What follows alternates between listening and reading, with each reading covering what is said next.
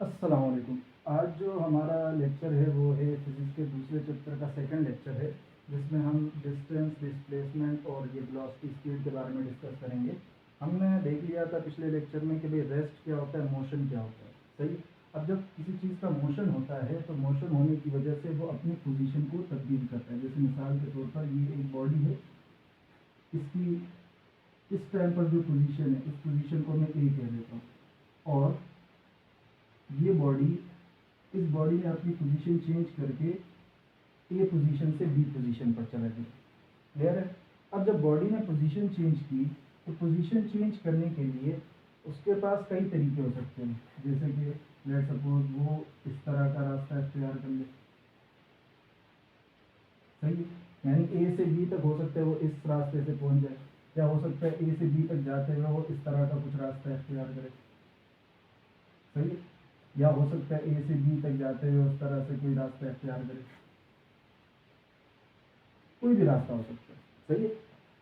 तो इसके साथ साथ एक और चीज़ होती है हमारे पास कि भाई ए से बी तक जाते हुए स्ट्रेट लाइन का भी रास्ता हो सकता है। तो इन्हीं रास्तों की बुनियाद पर हम डिस्टेंस और डिस्प्लेसमेंट को डिफाइन करते हैं। डिस्टेंस क्या होता है कि भाई किसी दो पोजीशन के दरमियान, किसी दो पोजीशन के दरमियान, यानी आप ऐसे समझ सकते हो कि भाई बॉडी जब एक पोजीशन से दूसरे पोजीशन तक पहुंची तो उसने टोटल कितना लेंथ कवर किया, टोटल कितना लेंथ कवर किया। अगर तो वो इस रास्ते से पहुंची है, सही है, तो मतलब इस रास्ते की लंबाई को आप टोटल नापोगे और जितनी लंबाई आएगी वो आपका क्या कहलाएगा, डिस्टेंस आएगा। सही। अगर तो बॉडी इस रास्ते से गई है तो इसकी भी पूरी की पूरी लंबाई नापोगे और वो आपको क्या दे देगा, डिस्टेंस दे देगा। जिस रास्ते से भी अगर बॉडी गई है, बॉडी अगर जिस रास्ते से भी जाए, पोजीशन ए से पोजीशन बी तक, उस रास्ते की जो टोटल लंबाई होगी, उस रास्ते की टोटल लंबाई, टोटल लेंथ, वो हमारे पास क्या कहलाएगी, डिस्टेंस कहलाएगी। अब इस डिस्टेंस में एक चीज खास होती है कि भाई इस डिस्टेंस में कोई डायरेक्शन मेंशन नहीं होता। अगर आप इन रास्तों को देखो, यहाँ पर मैंने तीन रास्ते बनाए हैं। जैसे सपोज इसको ए कह लो, इसको बी कह लो, इसको सी, इसको डी। चार रास्ते हैं, ए बी सी डी। अगर आप देखो ए बी और सी, ये तीनों कर्व पाथ्स हैं। सही है, टेढ़े बेढ़े रास्ते। और जो डी है वो बिल्कुल स्ट्रेट रास्ता है। हमें पता, एक चीज आप याद रखना हमेशा, डायरेक्शन हमेशा स्ट्रेट लाइन की होती है। जब भी हमें किसी चीज़ की डायरेक्शन रिप्रेजेंट करनी होती है तो वो हमेशा स्ट्रेट लाइन से रिप्रेजेंट की जाती है। कहने का मकसद ये है कि भाई अगर लाइन स्ट्रेट नहीं है तो आप उस ये नहीं कह सकते कि भाई इसके पास डायरेक्शन है। जैसे लेट सपोज ये लाइन है, अब ये लाइन टेढ़ी मेढ़ी लाइन है तो इसकी कोई डायरेक्शन नहीं है। हाँ, अगर ये लाइन स्ट्रेट हो जाए तो फिर इसकी डायरेक्शन होगी। तो हमेशा याद रखना है, स्ट्रेट लाइन की डायरेक्शन होती है और ये जो टेढ़ी लाइनें होती है इनका डायरेक्शन नहीं होता। सही है। अच्छा, तो डिस्टेंस जैसे कि हमने बोला कि भाई बॉडी का एक पोजीशन से दूसरे पोजीशन तक पहुंचते हुए जितना फासला तय किया उसने, वो क्या कहलाता है, डिस्टेंस। अब वो कोई भी रास्ता हो, मसला नहीं है, डिस्टेंस कहलाता है। लेकिन अगर वो रास्ता स्ट्रेट पाथ हो, अगर वो रास्ता स्ट्रेट पाथ हो तो फिर वो डिस्टेंस से बन जाता है डिस्प्लेसमेंट। क्या बन जाता है, डिस्टेंस से डिस्प्लेसमेंट बन जाता है। मैंने आपको भी बोला ना कि भाई दो पॉइंट्स के दरमियान रास्ते, जो पाथ, जिसको हम अंग्रेजी में क्या कहते हैं, पाथ, बहुत डिफरेंट टाइप्स ऑफ पाथ हो सकते हैं। सही है। तो अगर आप पाथ का फासला मालूम कर रहे हो और वो पाथ आपका बिल्कुल स्ट्रेट लाइन में है, सही, तो वो आपका जो डिस्टेंस होगा वो फिर डिस्टेंस नहीं कहलाएगा, वो क्या कहलाएगा, डिस्प्लेसमेंट कहलाएगा। क्लियर है। अच्छा, तो डिस्टेंस की डेफिनेशन क्या होगी, the total length covered by moving body without mentioning direction of motion. यानी जितना फासला बॉडी ने कवर किया है, जितना फासला बॉडी के लिए कवर किया, सिर्फ वो हमें बता दो, डायरेक्शन की नीड नहीं होती इसमें। हाँ, अलबत्ता डिस्प्लेसमेंट क्या होता है, डिस्प्लेसमेंट वो फासला जो कि एक खास डायरेक्शन में तय किया गया है। और मैंने तुम लोगों को बताया डायरेक्शन किसके पास होती है, स्ट्रेट लाइन के पास। मतलब क्या है कि भाई ए से बी तक जाते हुए जो स्ट्रेट लाइन वाला फासला होगा वो क्या कहलाएगा, डिस्प्लेसमेंट। यहाँ से तुम दो बातें और भी याद रख सकते हो कि भाई जो डिस्टेंस है वो पाथ पर डिपेंड करता है, रास्ते पर डिपेंड करता है कि भाई कौन सा रास्ता अपनाया गया। जैसे ही पाथ चेंज होगा डिस्टेंस चेंज हो जाएगा, जैसे ही पाथ चेंज होगा डिस्टेंस चेंज होगा। लेकिन जो डिस्प्लेसमेंट है वो पाथ पर डिपेंड नहीं करता, डिस्प्लेसमेंट पाथ पर डिपेंड नहीं करता, डिस्प्लेसमेंट सिर्फ इनिशियल पोजीशन और फाइनल पोजीशन पर डिपेंड करता है, यानी दोनों पोजीशन पर कि भाई दोनों बॉडीज की पोजीशन क्या है। बस जब आपको पोजीशन मिल जाए, अगर किसी दो बॉडीज की पोजीशन मिल जाए, तो उन दोनों बॉडीज को जब आप स्ट्रेट लाइन से ज्वाइन कराओगे तो ये स्ट्रेट लाइन की जो लंबाई है, यही दरअसल आपके पास क्या कहलाती है, डिस्प्लेसमेंट। तो इसी वजह से हम कहते हैं कि भाई डिस्प्लेसमेंट किस पर डिपेंड करता है, पोजीशन पर डिपेंड करता है, और जबकि डिस्टेंस जो है वो पाथ पर डिपेंड करता है। क्लियर है? तो अगर बॉडी की पोजीशन चेंज होगी तो उसकी वजह से डिस्प्लेसमेंट चेंज होगा, और अगर कोई पाथ चेंज होगा तो उसकी वजह से डिस्टेंस चेंज होगा। क्लियर है? अच्छा, चूंकि इसके पास डायरेक्शन नहीं होती डिस्टेंस के पास, और ऐसी क्वांटिटीज, फिजिक्स में ऐसी दो तरह की क्वांटिटीज होती है जिनके पास मैंने आप लोगों को फिजिकल क्वांटिटीज बताया था कि भाई किसी भी फिजिकल क्वांटिटी को रिप्रेजेंट करने के लिए दो चीजों की जरूरत होती है, एक होता है मैग्नीट्यूड और एक होता है यूनिट। सही?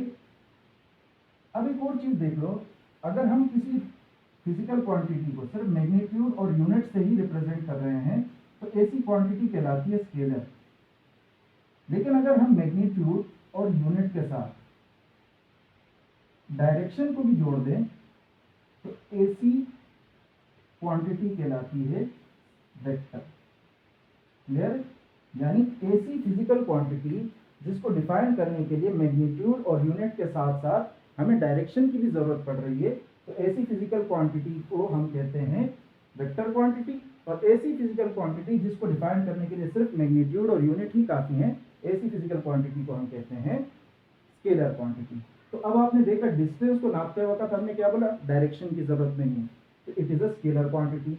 और डिस्प्लेसमेंट को नापते वक्त डायरेक्शन की जरूरत है, तो इसी वजह से ये क्या है, वेक्टर क्वांटिटी। दोनों एक फिजिकल क्वांटिटीज है, ये दोनों क्या है, फिजिकल क्वांटिटीज है। अच्छा, ये एक फिजिकल क्वांटिटी है तो इसका कोई यूनिट होगा। यूनिट क्या है इसका, ऐसा यूनिट मीटर, और इसका भी ऐसा यूनिट क्या है, मीटर। दोनों का ऐसा यूनिट भी सेम है। सही है? सिंबल में सिर्फ फर्क किया जाता है कि भाई स्केलर के सिंबल के ऊपर हम एरो नहीं लगाते और वेक्टर के सिंबल के ऊपर हम एरो शो करते हैं। ये एरो ये रिप्रेजेंट करता है कि भाई ये जो क्वांटिटी लिखी हुई ये स्केलर है कि वेक्टर है। अब जैसे डिस्टेंस के लिए हम एस भी लिखते हैं, एक्स भी लिखते हैं, डी भी लिखते हैं कभी कभार। सही है? बस अगर वेक्टर है तो आपने ऊपर एरो लगाना है, वेक्टर नहीं है तो ऊपर एरो नहीं लगाना है। उसके बाद नेक्स्ट आ जाते हैं हम अपना स्पीड के ऊपर। स्पीड होता है कि भाई किसी बॉडी ने डिस्टेंस कवर किया, यानी लेट्स सपोज बॉडी ने ए से बी तक रास्ता तय किया। अब बॉडी ने जब ए से बी तक फासला तय किया तो फासला तय करते वक्त उसको वक्त कितना लगा, फासला तय करने में उसको टाइम कितना लगा। सही है?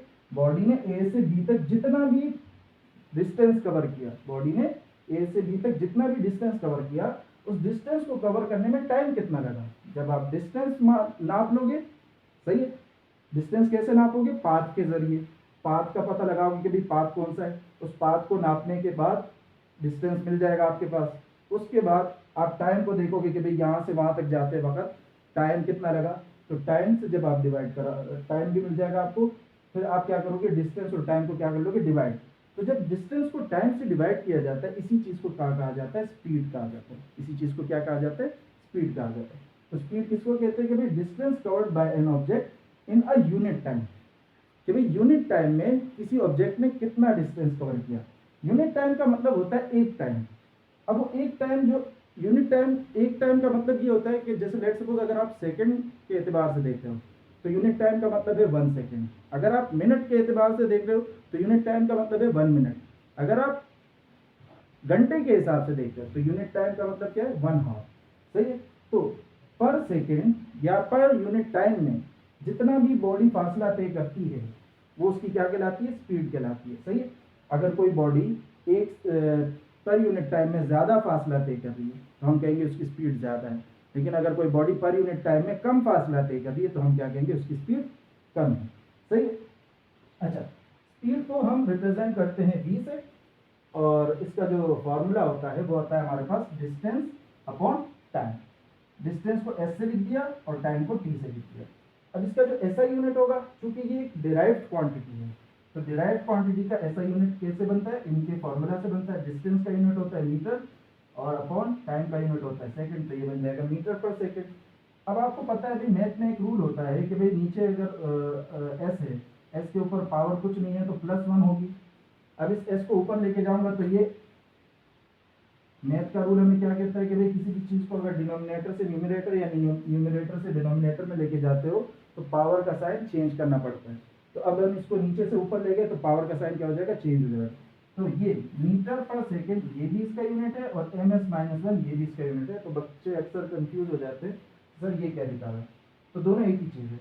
अच्छा, स्पीड की जो नेचर है वो क्या है, स्केलर क्वांटिटी। स्पीड की नेचर क्या है, स्केलर क्वांटिटी, सही है। यानी स्पीड में आपको डायरेक्शन नहीं बताई जाती, आपको सिर्फ ये बताया जाता है कि पर यूनिट टाइम में बॉडी कितना फासला तय कर रही है, पर यूनिट टाइम में बॉडी कितना फासला तय कर रही है। जैसे आपके बाइक के ऊपर जो मीटर होते हैं उनमें भी आपको स्पीड बताई जाती है। उसका मतलब क्या होता है, जैसे वहाँ पर जो मीटर लगे होते हैं बाइकों में, उसमें दरअसल जो स्केल होता है वो होता है किलोमीटर पर हावर का। यानी आप ऐसे समझ सकते हो कि भाई वहाँ पर फासला, ये जो आपके बाइक के मीटर या गाड़ी के मीटर, वो फासले को किलोमीटर में नापते हैं और टाइम को हावर में नापते हैं। कहने का मकसद ये है कि लेट सपोज अगर आपकी बाइक के मीटर का कांटा 40 के ऊपर है, तो इस 40 स्पीड होने का मतलब क्या होता है, इस 40 स्पीड होने का मतलब ये है कि भाई पर यूनिट टाइम में, अब पर यूनिट टाइम में इन लोगों ने किसको इस्तेमाल किया, हावर को इस्तेमाल किया। तो मैं क्या कहूँगा कि भाई 1 घंटे में ये बाइक कितना फासला तय करेगी, 40 किलोमीटर। 1 घंटे में बाइक कितना फासला तय करेगी, 40 किलोमीटर। तो ये स्पीड का मतलब होता है। अच्छा, लेट सपोज हम मान लेते हैं ये बॉडी ए, यहाँ से इसने शुरुआत की, फिर यहाँ पर आई, फिर यहाँ पर आई, फिर यहाँ पर आई, फिर यहाँ पर आई, सही है। अब बॉडी को यहाँ से यहाँ तक जाने में मान लो 1 सेकंड लगा, यहाँ से यहाँ तक भी 1 सेकंड, यहाँ से यहाँ तक भी 1 सेकंड, यहाँ से यहाँ तक भी 1 सेकंड। यानी जो भी मैंने इंटरवल्स बनाए वो कितने सेकंड्स के, 1-1 सेकंड के। लेकिन इस 1 सेकंड में मान लो बॉडी ने 3 मीटर फासला कवर किया, इस 1 सेकंड में 4 मीटर कर दिया, इसमें 3.5 कर लिया, इसमें मान लो 5 मीटर कर लिया, सही है। तो अब आप यहाँ पर देखोगे कि बार बार डिस्टेंस बार बार क्या हो रहा है, चेंज होता जा रहा है। डिस्टेंस बार बार क्या होता जा रहा है, चेंज होता जा रहा है। तो अगर इस तरह की सिचुएशन आ जाए तो हम क्या कहेंगे, स्पीड चेंज हो रही है बार बार। स्पीड क्या हो रही है, बार बार चेंज हो रही है। क्यों, क्योंकि इस टाइम पर 3/1 3 मीटर पर सेकंड आएगा, इस टाइम पर 4 मीटर पर सेकंड आएगा, इस टाइम पर 3.5 मीटर पर सेकंड आएगा। तो स्पीड बार बार क्या हो रही है, चेंज हो रही है, सही है। लेकिन अगर कुछ इस तरह की कहानी है कि भाई सेम इंटरवल ऑफ टाइम में, लेट सपोज यहाँ भी 5 मीटर, यहाँ भी 5 मीटर, यहाँ भी 5 मीटर, यहाँ भी 5 मीटर, अगर कोई body same interval of time में इक्वल डिस्टेंस कवर करता है, यहाँ से एक इंटरवल ऑफ टाइम, यानी इंटरवल ऑफ टाइम का मतलब होता है वक्त का दौरानिया। तो इस इंटरवल ऑफ टाइम में 5 मीटर, इस इंटरवल ऑफ टाइम में भी 5 मीटर, इस इंटरवल ऑफ टाइम में भी 5 मीटर, इस इंटरवल ऑफ टाइम में भी 5 मीटर, यानी हर सेकंड वो 5 मीटर फासला तय कर रहा है। तो अब हम क्या कहेंगे कि भाई उसकी स्पीड क्या है, कांस्टेंट है, उसकी स्पीड सेम है, उसकी स्पीड चेंज नहीं हो रही। इसी चीज़ को हम कहते हैं यूनिफॉर्म स्पीड। इस यूनिफॉर्म वर्ड का मतलब होता है सिमिलर, सेम। यूनि का मतलब होता है वन, एक, फॉर्म का मतलब होता है शेप, सही है। तो एक ही शेप हो, तो आप याद रखिए वेलोसिटी की एक ही शेप है, सॉरी स्पीड की एक ही शेप है। तो अगर ऑब्जेक्ट कवर करे equal distance in equal interval of time, तो हम क्या कहेंगे कि इसकी स्पीड जो है वो क्या है, यूनिफॉर्म स्पीड है। अच्छा, ये तो हो गई हमारे पास स्पीड की कहानी। अब आ जाते हैं वेलोसिटी के पास। जैसे डिस्टेंस के लिए डिस्प्लेसमेंट था ना, वैसे ही स्पीड के लिए वेलोसिटी है। स्पीड और वेलोसिटी तकरीबन तकरीबन एक ही जैसे हैं, बस वही डायरेक्शन का फर्क है कि भाई स्पीड में डायरेक्शन नहीं होती, वेलोसिटी में डायरेक्शन होती है। स्पीड में अगर आप देखो, distance covered by a body in unit time, यहाँ पर displacement covered by a body in unit time. आपने यहाँ पर दो तरह के फासले नोट किए। एक फासला जो था वो बगैर डायरेक्शन का था, जिसको हमने डिस्टेंस बोला। एक फासला था जिसके पास डायरेक्शन थी, उसको हमने डिस्प्लेसमेंट बोला। जब बगैर फासले वाले बगैर डायरेक्शन वाले फासले को हमने टाइम से डिवाइड किया, तो उसको हमने क्या बोल दिया, स्पीड। अब डायरेक्शन वाले फासले को जब आप टाइम से डिवाइड करोगे तो उसको आप क्या बोलोगे, वेलोसिटी। बस इतना सही फर्क है, सही है। यानी आप ऐसे समझ सकते हो कि भाई अगर कोई बॉडी स्ट्रेट लाइन में मूव कर रही है, कोई बॉडी स्ट्रेट लाइन में मूव कर रही है, तो तब उसकी स्पीड नहीं कहलाएगी, उसकी स्पीड कहलाएगी वेलोसिटी। सही है, क्योंकि स्ट्रेट लाइन में एक फिक्स डायरेक्शन होती है। और चूंकि हम यहाँ पर लिख भी चुके हैं डिस्प्लेसमेंट, कि भाई जो फासला रखोगे वो आप क्या रखोगे, डिस्प्लेसमेंट रखोगे, और डिस्प्लेसमेंट खुद क्या होता है, स्ट्रेट लाइन का फासला होता है। क्लियर? तो ये स्पीड और वेलोसिटी में ज़्यादा फर्क नहीं है, फॉर्मूलाज भी सेम है, यूनिट्स भी सेम है। बस फर्क सिर्फ किस चीज़ का है कि भाई यहाँ पर आपने डिस्टेंस रखा था स्पीड में, यहाँ पर आप डिस्प्लेसमेंट रखोगे। इसके पास डायरेक्शन नहीं थी, इसके पास डायरेक्शन होगी। क्लियर? उसके बाद आ जाएगा हमारे पास यूनिफॉर्म स्पीड, और ये एरो जो है ये वही वेक्टर रिप्रेजेंटेशन है इसका।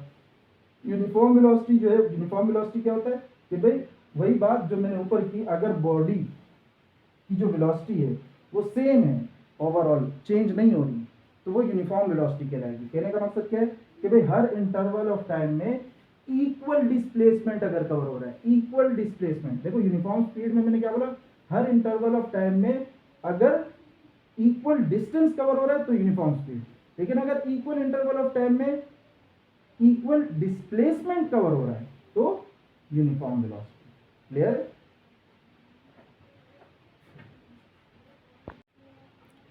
अच्छा भाई, इस वेलोसिटी के हवाले से कुछ एक दो क्वेश्चन है जिनको हम सॉल्व कर लेते हैं। सबसे पहला क्वेश्चन हमारे पास क्या है कि भाई एक कार ट्रेवल कर रहा है, यानी एक कार फासला तय कर रहा है कितना, 700 मीटर का, कितने टाइम में, 35 सेकंड में। आपने उसका क्या बताना है, स्पीड बताना है। तो बस आराम से आप क्या करोगे, डेटा बनाओगे पहले। इस टाइप के क्वेश्चन को न्यूमेरिकल्स कहते हैं।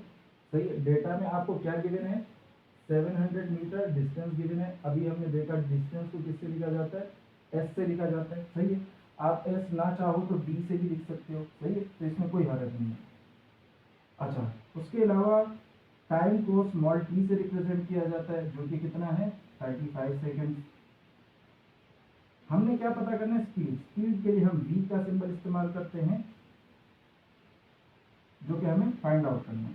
अभी हमने देखा v बराबर होता है किसके, s/t, या s की जगह हम d भी लिख सकते हैं, दोनों ही डिस्टेंस को रिप्रेजेंट करते हैं। तो ये क्या आ जाएगा हमारे पास, d की जगह 700 और t की जगह 35। सही है, 35 1 से 35, 35 2 से 70 और 0 यहाँ आ जाएगा। तो ये बन जाएगा 20 मीटर पर सेकेंड। क्लियर है, क्योंकि स्पीड का यूनिट क्या होता है, मीटर पर सेकेंड होता है। इस तरह से सेकंड क्वेश्चन हमसे क्या कहा जा रहा है कि भाई एक ट्रेन है, ट्रेन की स्पीड, यानी इस बार आपको v गिवन है, v क्या है आपको गिवन है। ट्रेन की स्पीड आपको बताई गई है 108 किलोमीटर पर हावर, 108 किलोमीटर पर हावर। हमेशा याद रखना kmh इनवर्स या ms इनवर्स, ये दोनों ही वेलोसिटी के, या सॉरी स्पीड के यूनिट होते हैं, वेलोसिटी के यूनिट होते हैं। सही है, तो हमारे पास इस चीज़ में कंफ्यूजन नहीं करनी है आप लोगों ने। अच्छा, इस यूनिट को आप इस तरह से भी लिख सकते हो कि भाई किलोमीटर पर हावर करके भी लिख सकते हो। सही है, तो हमारे लिए कुछ यहाँ पर कन्वर्जन करनी है हमने, जिसके लिए मैं इसको इसी तरह से लिखना पसंद करूँगा। सही है। अच्छा, उसके बाद क्या कह रहे हैं कि भाई how much distance will be covered, यानी डी कितना कवर होगा कितने टाइम में, जब टाइम आपके पास 2 घंटा होगा, 2 आवर्स। क्लियर? मैंने आपको बताया था जब भी आप इस तरह के न्यूमेरिकल टाइप क्वेश्चंस करो तो आप हमेशा कोशिश करो कि भाई आपके जो यूनिट्स हैं वो एसआई यूनिट्स रहें। अब स्पीड का एसआई यूनिट होता है मीटर पर सेकेंड, यहाँ लिखा हुआ है किलोमीटर पर हावर। अब किलोमीटर पर हावर से मीटर पर सेकेंड में जाने के लिए हमें करना ही क्या पड़ेगा, किलोमीटर ऊपर लिखा हुआ है, किलोमीटर कहाँ लिखा हुआ है, ऊपर लिखा हुआ है।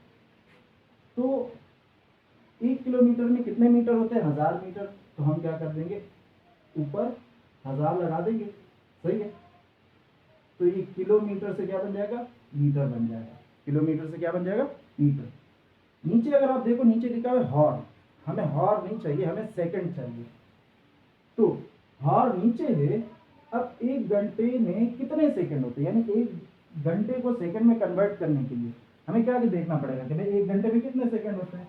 तो हमने याद है कि भाई 1 घंटे में अगर आप इस तरह से भी निकाल सको कि भाई 1 घंटे में कितने मिनट होते हैं, 60 मिनट होते हैं। सही है, फिर हर 1 मिनट में कितने सेकंड होते हैं, 60 सेकंड होते हैं। तो 60 × 60 3600 आ जाएगा। सही है, तो 1 घंटे में टोटल कितने सेकंड हुए? 3600। 3600 से आप इसको क्या करोगे? डिवाइड करोगे, क्योंकि हॉर हमारा टाइम जो है वो नीचे लिखा हुआ है, इसलिए 3600 नीचे लिखा। किलोमीटर का 1000 ऊपर लिखा है, क्यों? क्योंकि किलोमीटर ऊपर था। सही है। अच्छा, इस चीज़ को आप ऐसे भी याद रख सकते हो कि भाई जब भी आप किलोमीटर पर हाफ हो, मीटर, अब ये टाइम जो है, जैसे ये मीटर में चला गया, 3600 नीचे लिखने से टाइम किस में चला जाएगा? सेकंड में चला जाएगा। तो आप इसको ऐसे भी याद कर सकते हो कि भाई अगर किलोमीटर पर हावर में स्पीड गिवन है, तो मीटर पर सेकंड में कन्वर्ट करने के लिए उसको 1000 से मल्टीप्लाई और 3600 से डिवाइड कराना पड़ेगा। अब अगर आप देखो इस 2 जीरो से ये 2 जीरो कट जाएंगे, उसके बाद इसको जब हम डिवाइड कराएंगे तो ये आ जाएगा हमारे पास 36 1 36, 36 2 78, और नहीं 72 होगा, और 36 3 108 सही, 36 3 108। अच्छा, उसके बाद देखो ये 3 को 10 से मल्टीप्लाई कराओगे तो ये आपके पास बन जाएगा 30 मीटर पर सेकेंड। कैलकुलेटर का इस्तेमाल करना चाहो कैलकुलेटर का इस्तेमाल कर लेना। अब यहाँ पर हमारे पास टाइम को भी कन्वर्ट करना है। 1 घंटे में कितने सेकंड होते हैं? 3600। 2 घंटे में कितने होंगे? 2 से मल्टीप्लाई करा दो 3600 को, तो ये आपका कितना हो जाएगा? 7200 सेकेंड। यहाँ तक कहानी क्लियर हो गई। अच्छा, अब हमने निकालना है क्या? डिस्टेंस निकालना है। तो फॉर्मूला हमारे पास वही है। फॉर्मूला क्या है हमारे पास? v is equals to D upon T. अब हमने v की जगह क्या पुट कर देंगे? 30, v की वैल्यू 30, d हमने फाइंड करना है, और टाइम कितना है? 7200।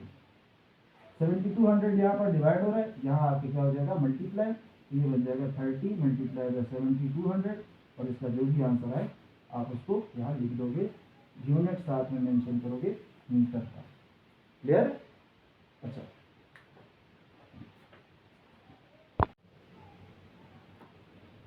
अच्छा भाई, अगला जो टॉपिक है हमारे पास वो है एक्सेलरेशन। सही है।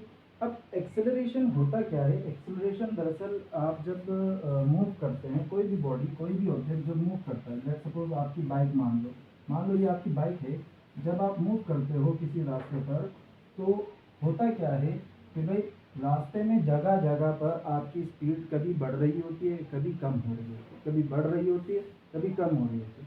आप देखते हो कि भाई मीटर पर कांटा कभी ऊपर जा रहा होता है, कभी नीचे आ रहा होता है। सही है। तो इसको हम कहते हैं चेंज इन स्पीड, यानी स्पीड का बढ़ना या स्पीड का कम होना, दोनों तरफ से ही क्या रिप्रेजेंट कर रहे हैं? चेंज रिप्रेजेंट कर रहे हैं। लेट्स सपोज मान लेते हैं हमारे पास एक बॉडी है यहाँ पर, जिसने मोशन शुरू किया, मोशन शुरू करने के बाद यहाँ पर पहुंची। सही है। फिर उसके बाद यहाँ पर, फिर उसके बाद यहाँ पर। सही है। मान लेते हैं यहाँ पर उसकी जो स्पीड थी वो थी 0 मीटर पर सेकेंड, यहाँ पर इसकी स्पीड थी 5 मीटर पर सेकेंड, यहाँ पर इसकी स्पीड थी 10 मीटर पर सेकेंड। सही। और यहाँ पर स्पीड क्या होगी? 15 मीटर पर सेकेंड। तो अगर आप देख सकते हो तो यहाँ पर हमें नजर आ रहा है कि स्पीड लगातार क्या होती जा रही है? चेंज होती जा रही है। और चेंज कैसे हो रही है? इंक्रीज हो रही है। स्पीड बार बार क्या हो रही है? इंक्रीज हो रही है। अब 0 से 5 तक जाने में, यानी स्पीड को 0 से 5 तक पहुंचने में, स्पीड को 0 से 5 तक पहुंचने में जितना टाइम लगा, उस टाइम से हम डिवाइड कराते हैं। क्या करते हैं? टाइम से हम डिवाइड कराते हैं, जैसे हमने वेलोसिटी के केस में किया था, स्पीड के केस में किया था। तो अब यहाँ से यहाँ तक, या यहाँ से यहाँ तक, या यहाँ से यहाँ तक, मैं थोड़ा सा इन वैल्यूज को चेंज कर देता हूँ। लेट सपोज यहाँ पर मैं 12 लिख देता हूँ, यहाँ पर मैं 13 लिख देता हूँ। सही। या फिर 14 लिख देता हूँ। अब आप यहाँ पर देख सकते हो कि भाई इस पॉइंट से, यानी इस ए पोजीशन से बी पोजीशन तक बॉडी की वेलोसिटी में जो चेंज आया वो कितना चेंज आया? 5 मीटर पर सेकंड का चेंज आया। सही है। अब बी से सी पोजीशन तक अगर मैं आपसे पूछूं कि भाई बॉडी की वेलोसिटी में कितना चेंज आया, तो आप कहोगे 7 मीटर पर सेकंड चेंज आया। क्यों? क्योंकि पहले बी पर 5 मीटर पर सेकंड था और सी पर 12 मीटर पर सेकंड, तो 5 और 12 में फर्क कितना है? 7 मीटर पर सेकंड का। इसी तरह से सी और डी पॉइंट के दरमियान में अगर आपसे स्पीड का फर्क पूछा जाए कितना आया है, तो आप बोलोगे 2 मीटर पर सेकंड का। सही है। तो ये जो भी वैल्यूज हमने बीच में लिखी है, ये दरअसल क्या है? चेंज, कितना चेंज आया है, कितना चेंज आया है। सही है। और चेंज में को फिजिक्स में हम रिप्रेजेंट करते हैं डेल्टा से। चेंज को हम किससे रिप्रेजेंट करते हैं? डेल्टा से। सही है। हमेशा याद रखना, जब भी आपको किसी चीज में चेंज निकालना हो तो आप करते क्या हो? वैल्यूज को फाइनल में से इनिशियल को माइनस कर देते हो। जब भी किसी चीज में आपको चेंज फाइंड आउट करना हो तो आप फाइनल में से इनिशियल को माइनस कर दो। अगर आपको वेलोसिटी में चेंज फाइंड करना है, जैसे कि स्पीड में चेंज फाइंड करना है, वेलोसिटी में चेंज फाइंड करना है, तो आप फाइनल की स्पीड यानी फाइनल वेलोसिटी में से माइनस कर दो इनिशियल की स्पीड यानी इनिशियल वेलोसिटी। सही है। अब जैसे मिसाल के तौर पे ये बी सी पॉइंट को मान लेते हैं। बी सी पॉइंट में से मेरा बी पॉइंट होगा, ये मेरा इनिशियल होगा, सी पॉइंट मेरा फाइनल होगा। सही है। तो सी पॉइंट की वेलोसिटी में से मैं बी पॉइंट की वेलोसिटी को माइनस करूंगा, तो इससे मेरे पास क्या आ जाएगा? वेलोसिटी का चेंज आ जाएगा। सही है। अब ये जो वेलोसिटी का चेंज आया है कितने टाइम में है? लेट सपोज 5 मीटर पर सेकंड का चेंज अगर 2 सेकंड में आया, मान लो ये 7 मीटर पर सेकंड का चेंज जो है इतना चेंज आने में इसको आप मान लो 2 सेकंड, 2 को छोड़ के आप कैसे मान लो 3 सेकंड लगे इसको। सही है। और ये 2 मीटर पर सेकंड चेंज आने में मान लो इसको 5 सेकंड लगे। सही है। तो इस चेंज इन स्पीड या चेंज इन वेलोसिटी, इसको क्या कहेंगे? ये हमारे पास वेलोसिटी है, वेलोसिटी है, वेलोसिटी है। वेलोसिटी क्यों है? क्योंकि अभी बॉडी स्ट्रेट लाइन में मूव कर रही है, बॉडी स्ट्रेट पाथ फॉलो कर रही है। तो जब बॉडी स्ट्रेट पाथ फॉलो करती है तब हम क्या बोलते हैं कि भाई ये क्या है? वेलोसिटी है।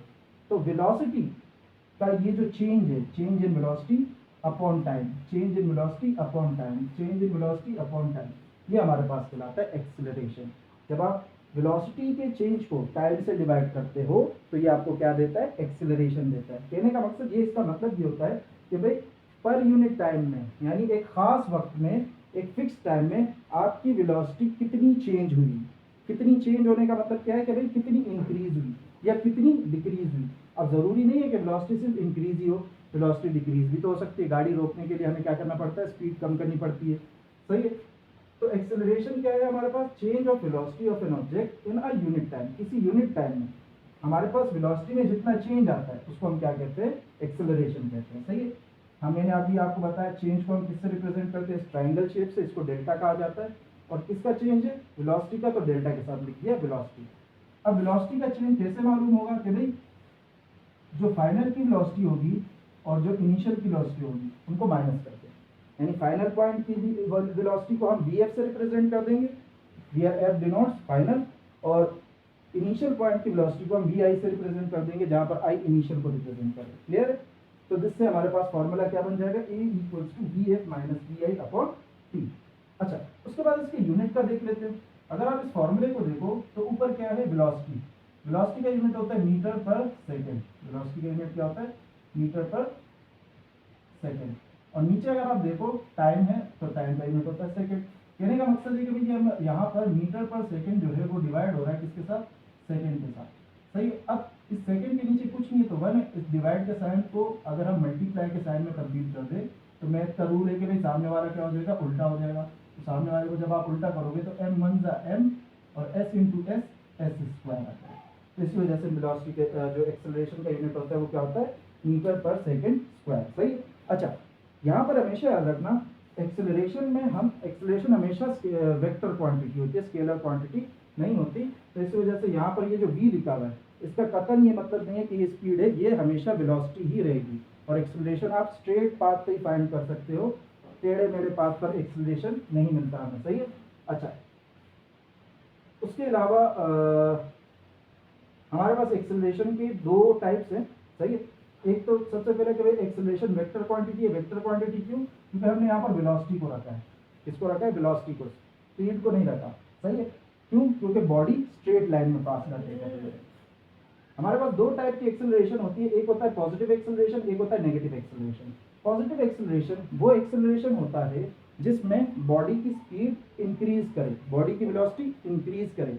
जब बॉडी की वेलोसिटी इंक्रीज कर रही होती है, सही है, तो इस तरह की चेन से एक्सेलरेशन जो आता है हमारे पास वो एक्सेलरेशन होता है पॉजिटिव एक्सेलरेशन। और उस टाइम पर जो वेलोसिटी की डायरेक्शन होती है सेम एज एक्सेलरेशन की भी वही डायरेक्शन होती है। जब बॉडी की स्पीड इंक्रीज होती है तो एक्सेलरेशन और वेलोसिटी दोनों एक ही डायरेक्शन में होते हैं, पैरेलल होते हैं। लेकिन दूसरी चीज जो है वो हमारे पास है नेगेटिव एक्सेलरेशन। नेगेटिव एक्सेलरेशन क्या होता है कि भाई जब आप, हमारे पास जो अल्लाह का भला करे, नेगेटिव एक्सेलरेशन में ये है कि भाई जब बॉडी की स्पीड जो है, बॉडी की वेलोसिटी जो है वो क्या हो, डिक्रीज हो रही हो, बॉडी की वेलोसिटी क्या हो रही हो, डिक्रीज हो रही हो, तो उससे पैदा होने वाली जो एक्सेलरेशन है उसको हम कहते हैं नेगेटिव एक्सेलरेशन, या डिसेलरेशन भी कहते हैं, या रिटार्डेशन भी कहते हैं। सही है। तो दो टाइप की एक्सेलरेशन है, पॉजिटिव और नेगेटिव। तो ये दो टाइप जो आए हैं ये चेंज की वजह से। अच्छा, नेगेटिव एक्सेलरेशन में होता ये कि भाई वेलोसिटी और एक्सेलरेशन फिर आपस में एक दूसरे के ऑपोजिट हो जाते हैं। अगर वेलोसिटी इस जानिब है, वेलोसिटी की डायरेक्शन इस जानिब है, तो एक्सेलरेशन की डायरेक्शन इस जानिब होगी। कब? जब वेलोसिटी डिक्रीज करेगी। जब वेलोसिटी डिक्रीज करेगी, तो वेलोसिटी डिक्रीज करेगी तो एक्सेलरेशन और वेलोसिटी की डायरेक्शन ऑपोजिट हो जाएगी, और उस टाइम पर जो एक्सेलरेशन आता है उसको हम क्या कहते हैं, नेगेटिव एक्सेलरेशन या डिसेलरेशन या रिटार्डेशन भी कहते हैं हम इसको। सही है। अच्छा, उसके बाद आ जाते हैं अपना यूनिफॉर्म एक्सेलरेशन पर। यूनिफॉर्म एक्सेलरेशन का मतलब होता है कि भाई सेम एक्सेलरेशन, पूरे रास्ते पर सेम एक्सेलरेशन। सही है। अब इस सेम एक्सेलरेशन को किस तरह से डिफाइन किया जा सकता है, आप इसको ऐसे देख लो। जैसे लेट्स सपोज ये पॉइंट ए है, ये पॉइंट बी है, ये पॉइंट सी है, ये पॉइंट डी है। सही है। यहाँ से यहाँ पर वेलोसिटी 0 थी, यहाँ पर 10 हो गई, यहाँ पर 15 हो गई, यहाँ पर 20 हो गई। यहाँ से यहाँ तक पहुँचने में मतलब 0 से वेलोसिटी 10 तक पहुँचने में, तो यहाँ पर आप ऐसे कर लो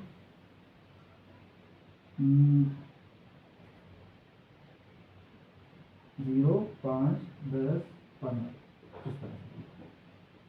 मान लो इस पॉइंट से इस पॉइंट तक जो वेलोसिटी पहुंची, यानी वेलोसिटी को 0 से 5 तक पहुंचने में जो टाइम लगा हमने मान लिया 1 सेकंड। फिर अगले सेकंड में वेलोसिटी 5 से 10 पे पहुंच गई। फिर उससे अगले सेकंड में वेलोसिटी 10 से 15 पे पहुंच गई।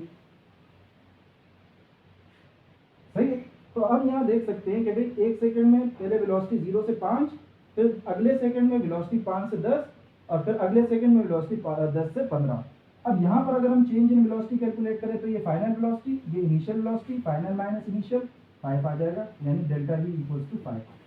Final minus initial delta v equals to 5, final minus initial delta v equals to 5। सही है। अब आप देख सकते हो कि भाई इक्वल चेंज, चेंज क्या है, इक्वल चेंज। सही है। वेलोसिटी का चेंज हर जगह क्या आ रहा है, इक्वल आ रहा है, in equal interval of time. Interval of time भी कैसे है, इक्वल है कि नहीं है। ये इंटरवल ऑफ टाइम 1 सेकंड है, ये इंटरवल ऑफ टाइम भी 1 सेकंड है, ये इंटरवल ऑफ टाइम भी 1 सेकंड है। तो अगर equal change in velocity in equal interval of time हो रहा है तो हम क्या कहेंगे कि भाई एक्सेलरेशन कैसी है, यूनिफॉर्म है। एक्सेलरेशन कैसी है, यूनिफॉर्म। सही है। अच्छा, तो यहाँ तक हमारे पास एक्सेलरेशन की कहानी खत्म हो जाती है। इसके एक दो न्यूमेरिकल्स है, इनको कर लेते हैं जरा। पहला न्यूमेरिकल है हमारे पास, अ बस स्टार्ट फ्रॉम रेस्ट। अच्छा, यहाँ पर इन न्यूमेरिकल्स में एक जो ये लफ्ज लिखा होता है स्टार्ट फ्रॉम रेस्ट, तो जब भी आपको स्टार्ट फ्रॉम रेस्ट का बोला जाए तो आपने ये समझना है कि भाई डेटा जब आप बनाओगे तो उसमें आप ये लिखोगे कि भाई बॉडी रेस्ट में है। जब बॉडी रेस्ट में होती है तो उसकी स्पीड क्या होती है, 0 होती है। बॉडी ने रेस्ट से शुरुआत की, बॉडी ने कहाँ से शुरुआत की, रेस्ट से शुरुआत की, और ट्रेवल किया अलोंग अ स्ट्रेट पाथ। यहाँ देखो स्ट्रेट पाथ है, कर्व पाथ नहीं है, तभी यहाँ पर वेलोसिटी बोला गया कि भाई बॉडी ने स्टार्ट, ये एक बस है, बस ने स्टार्ट लिया रेस्ट से और तय किया एक सीधा फासला, और उसकी वेलोसिटी कितनी हो गई, 15 मीटर पर सेकंड हो गई। कितने टाइम में, 5 सेकंड में। मेरे कहने का मकसद है कि भाई ये बस है, ये रुकी भी थी, फिर इसने चलना शुरू किया, चलते चलते चलते चलते 5 सेकंड बाद, यानी जब 5 सेकंड गुजर गए तो हमने देखा कि इसकी स्पीड जो है, स्पीड पहले इसकी क्या थी, 0, यानी वेलोसिटी पहले इसकी 0 थी क्योंकि ये रेस्ट में था। लेकिन चलते चलते इसकी वेलोसिटी कहाँ तक पहुंच गई, 15 मीटर पर सेकंड तक। तो ये स्टार्टिंग वेलोसिटी हुई, ये एंडिंग वेलोसिटी, तो ये इनिशियल हो जाएगा और ये फाइनल हो जाएगा। और आपसे कह रहे हैं कि भाई एक्सेलरेशन फाइंड आउट करके दो, तो आप लिखोगे कि भाई वी आई हमारा 0 मीटर पर सेकंड, वी एफ हमारा 15 मीटर पर सेकंड, टी हमारा 5 सेकंड, और एक्सेलरेशन हमें फाइंड आउट करना। सही। अब ये वी आई इक्वल टू 0 सवाल में कहीं नहीं लिखा हुआ, लेकिन सवाल के अल्फाज समझना जरूरी है। सवाल में लिखा हुआ है स्टार्ट फ्रॉम रेस्ट, रेस्ट से शुरू हो रहा है, तो रेस्ट में जब चीज होती है तो उसकी वेलोसिटी क्या होती है, हमेशा 0 होती है। अब यहाँ पर हम फॉर्मूला लगाएंगे a is equal to v f minus v i upon t करके, जहाँ से हमारे पास क्या आ जाएगा, वी एफ की जगह आ जाएगा 15 माइनस 0 अपॉन 5। 15/5 बराबर आ जाएगा 3 के, और इसका यूनिट क्या होगा, मीटर पर सेकेंड स्क्वायर। क्लियर है? अच्छा, नेक्स्ट चेक करते हैं। मोटरसाइकिलिस्ट, एक मोटरसाइकिल है जो कि स्ट्रेट पाथ पर मूव कर रही है। यहाँ पर भी देखो स्ट्रेट पाथ की बात आ गई है, तो स्ट्रेट पाथ के पास डायरेक्शन होती है। अच्छा, उसने क्या किया, ब्रेक अप्लाई किए। अब जब ब्रेक अप्लाई करते हैं तो उससे स्पीड क्या होती है, कम होती है। सही है कि एक्सेलरेट रेट का लफ्ज हम अपने आम जिंदगी में भी इस्तेमाल करते हैं। हम बोलते हैं एक्सेलरेटर दो ताकि गाड़ी क्या हो जाए, तेज हो जाए। तो एक्सेलरेटर देने का मतलब क्या है कि भाई स्पीड इंक्रीज करना। तो एक्सेलरेट स्पीड इंक्रीज करना, डीसेलरेट स्पीड डिक्रीज करना। और डीसेलरेट करने के यानी स्पीड डिक्रीज करने के लिए हमें क्या करना पड़ता है, ब्रेक्स अप्लाई करने पड़ते हैं। तो एक मोटरसाइकिलिस्ट मूव कर रहा है, अब वो अपनी बाइक रोकना चाह रहा है, तो उसने क्या किया, ब्रेक अप्लाई किया। जब उसने ब्रेक अप्लाई किया तो उसकी गाड़ी मोटरसाइकिल स्लो हुई, और उसकी जो स्पीड है मोटरसाइकिल की वो 10 मीटर पर सेकंड से कितने पे आ गई, 3 मीटर पर सेकंड। अब यहाँ आपको वाजे बताया गया है कि भाई इनिशियल क्या है और फाइनल क्या है।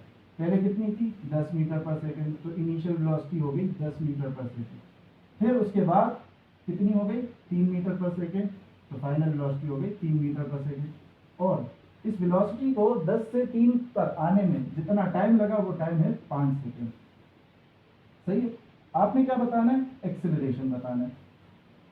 अच्छा, अब यहां से जब आप एक्सेलरेशन निकालोगे तो फॉर्मूला तो यही है, a = vf - vi upon t। सही है? अब जब आप वैल्यूज पुट करोगे तो वैल्यूज क्या आ जाएंगी, 10 - 3 अपॉन 5 a, सॉरी 10 - 3 अपॉन 5 नहीं, बल्कि vf - vi है, तो vf की जगह 3, vi की जगह 10, तो ये आ जाएगा हमारे पास a = -7/5। और इसको जब आप डिवाइड करोगे तो पॉइंट में समथिंग वैल्यू आएगी जो आप फाइंड आउट कर लेना। यूनिट क्या होगा, मीटर पर सेकेंड स्क्वायर। यहाँ पर जो गौर करने वाली बात है, इस एक्सेलरेशन में आपके पास आंसर में माइनस साइन आया, लेकिन इस एक्सेलरेशन में हमारे पास माइनस का साइन नहीं आया था। इस एक्सेलरेशन में माइनस का साइन नहीं आया, और इस एक्सेलरेशन में माइनस का साइन आया। उस एक्सेलरेशन में माइनस का साइन क्यों नहीं आया, पॉजिटिव साइन आया। पॉजिटिव साइन आने का मतलब क्या है कि भाई बस की स्पीड क्या हो रही थी, बढ़ रही थी, बस की स्पीड इंक्रीज हो रही थी। सही है? तो इसी वजह से यहाँ पर पॉजिटिव आया। अब बाइक की स्पीड डिक्रीज हो रही है, तो इसी वजह से यहाँ पर क्या आया, नेगेटिव आया। Positive acceleration, negative acceleration.